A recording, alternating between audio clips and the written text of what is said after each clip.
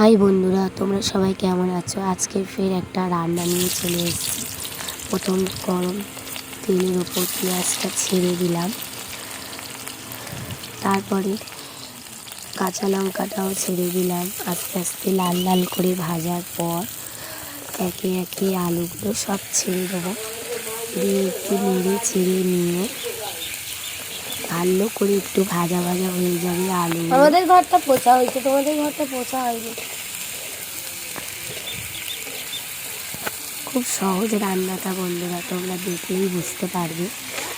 আমি তো গ্রামে এইরকমই রান্না করে থাকি, তাই তোমাদের সাথে শেয়ার করলাম।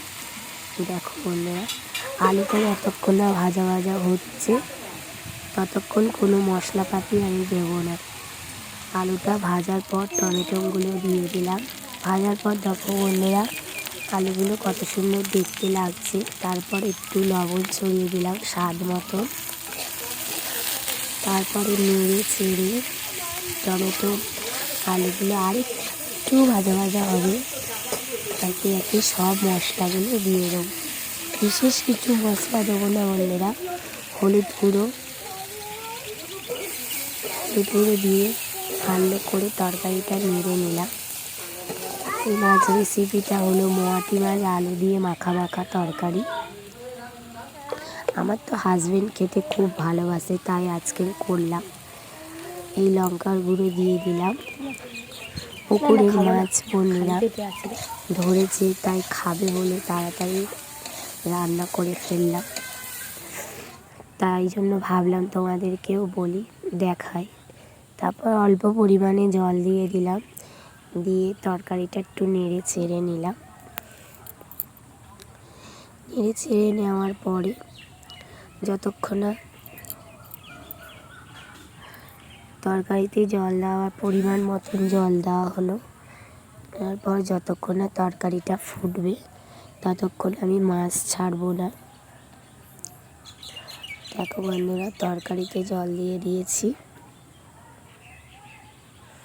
তারপর একটা থালা নিয়ে চাপা দিয়ে দিলাম তরকারিটা।